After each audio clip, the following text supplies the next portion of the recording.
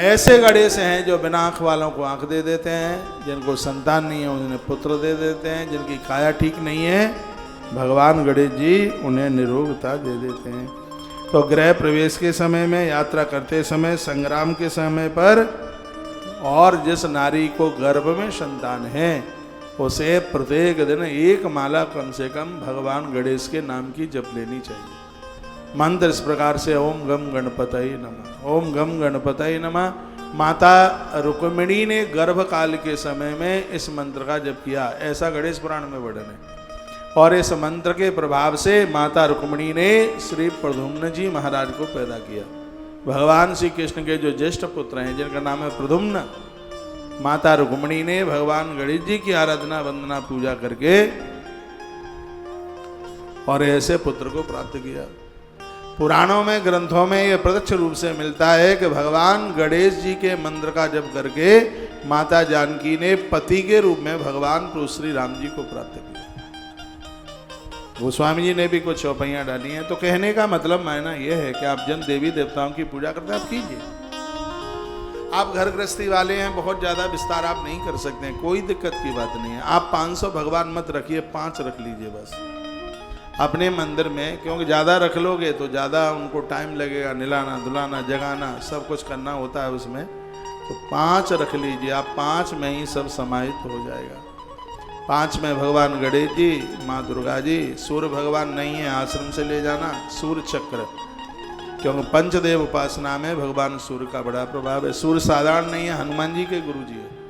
ऐसा बताते हैं कि जो सूर्य की पूजा जिन घरों में होती है उनके घर में गूंगे बहरे बच्चों का जन्म नहीं होता, क्योंकि बुद्धि के देवता विकलांग अपांग बच्चे पैदा होते नहीं हैं। ये भगवान भास्कर की कृपा है। इसलिए कहा जाता है कि नारी को भी सूर्य भगवान को अर्घ देना चाहिए। माता अंजनी सूर्य भगवान को अर्घ देती है और हनुमान जैसा पुत्र प्राप्त करती है। ये सूर्य देवता की बड़ी कृपा है। वेद का एक मंत्र बोल रहा हूँ, आकृष्णेन रजसा वर्तमानो निवेशन मृतम मृत्युंजरणेन सविता रथेना देवो याद भुवनान पश्यन्। 7 घोड़े जिनके रथ में लगे हुए हैं, रथ पर जो बैठे हुए हैं, और गरुण के छोटे भाई जिनका नाम है अरुण, वो उनके रथ को हाँक रहे हैं। जैसे सूर्य आगे के लिए बढ़ता है तो अंधकार समाप्त होता है। ऐसा जीवन लोगों का होता है कि जो लोग दूसरों के बीच में जाते हैं उनके अज्ञान के अंधकार को समाप्त कर देते हैं, उनकी बुद्धि इतनी प्रखर हो जाती है। इसलिए सूर्य भगवान को अर्घ जरूर दीजिएगा, सूर्य भगवान को वंदन पूजन कीजिए। सूर्य भगवान के बिना तो पूजा ही अधूरी है। बनावटी बातें नहीं है, असली बात है।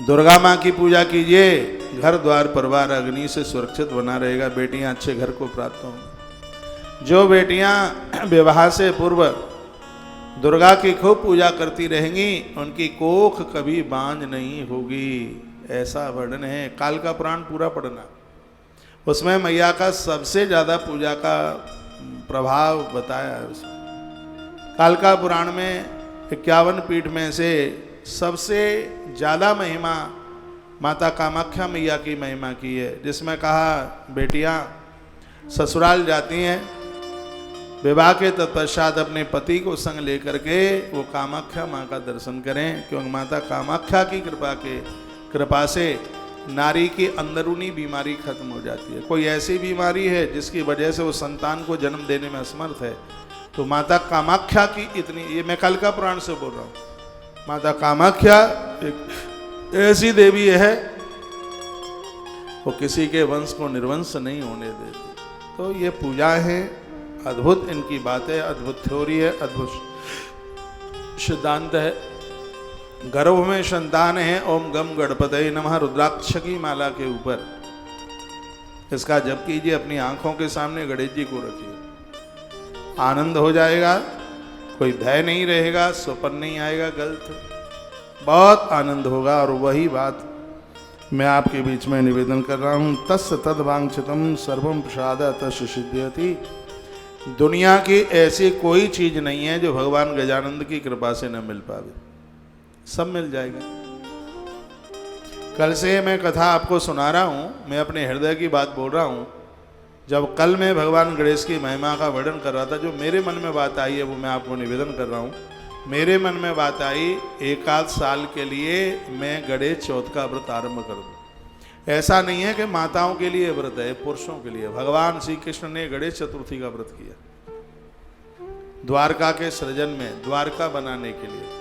वो गरुण को बोले थे कि ऐसी जगह ढूंढ करके लाओ, ऐसी जगह का चुनाव करो जहां हम आराम से रह सके। मथुरा में गरुण का आवाहन भगवान ने किया था, और जहां पर एक दिव्य मंत्रणा हुई थी, आज ब्रज में उसको गरुण देव मंदिर के नाम से जानते हैं, छठीकरा पर स्थान है। श्री गरुण जी ने ही, जहां आज द्वारका विराजते, इस जगह का चुनाव गरुण जी ने ही किया था। ब्रह्म वैवर्त पुराण जैसे ग्रंथों में बड़ी मान कथा है। भगवान श्री कृष्ण ने द्वारका बसाने से पहले भगवान गणेश जी की पूजा की है, गणेश की आराधना की। इसका मतलब यह है, गणेश पूजन के द्वारा आपके मकान भी बन जाते हैं, दुकान भी बन जाती है, कुल मिलाकर किसी भी चीज की कोई कमी नहीं रहती। यह भगवान गजानंद की बहुत बड़ी कृपा है। तस्य तद वांछितम सर्वम प्रसादात् तस्य सिद्ध्यति।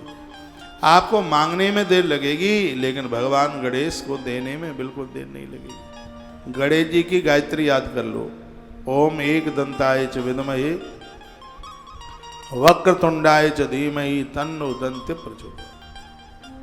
पुष्पांजलि के समय पर आरती होने के बाद हाथ में 2 फूल लो और इसको बोल करके भगवान के चरणों में चढ़ा दो। पूजा में जो भी कुछ अपराध हो गया होगा सब समाप्त हो जाएगा।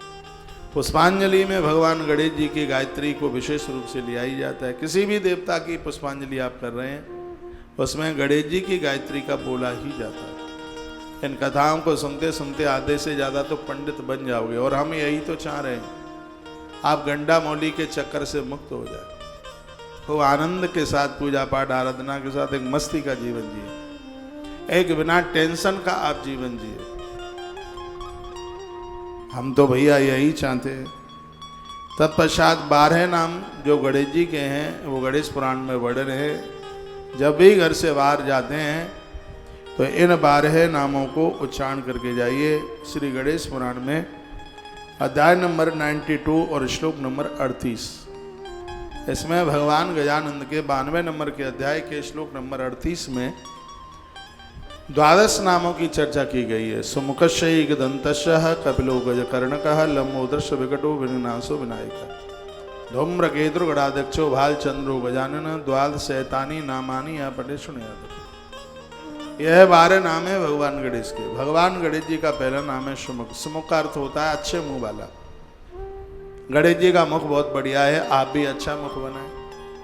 बहुत लोगों के मुंह लटके रहते हैं, इतना गोरा पीला होते हुए भी इतने बेकार उनके मुंह लगते हैं, ऐसा लगता है कि खरबूजा तरक गया है। बिल्कुल इतने बढ़िया होने के बाद भी स्वभाव ने इतनी रौनक बिगाड़ दी है, सुंदरता इतनी बिगाड़ दी है कि पूछो ही मत। स्वभाव इतना करेला से भी कड़वा हो गया है। भगवान ने मनुष्य बनाया है। आदमी कितना भी कुरूप हो, जिस समय मुस्कुराता है तब बड़ा अच्छा लगता है। जब उसके दूधिया दांत दिखाई देते हैं, दांतों में थोड़ा थोड़ा गैप दिखाई देता है, फासला दिखाई देता है, काले लोग भी बड़े सुंदर लगते हैं। तो सुमुख का मतलब है अच्छे मुख वाले। अच्छे मुख वाले कौन है? जो पान नहीं खाते, जर्दे और नहीं खाते। अच्छे मुख वाले कौन है? हैं जो धूम्रपान नहीं करते, बीड़ी सिगरेट गुटखा तम्बाकू ये कुछ प्रयोग ही नहीं करते, गालियां नहीं देते किसी को, अब भदेश भाषा नहीं किसी को बोलते, वही तो सुंदर मुख वाले। उनका ही मुंह सुंदर है, जिनकी जिह्वा से भगवान का नाम निकलता है।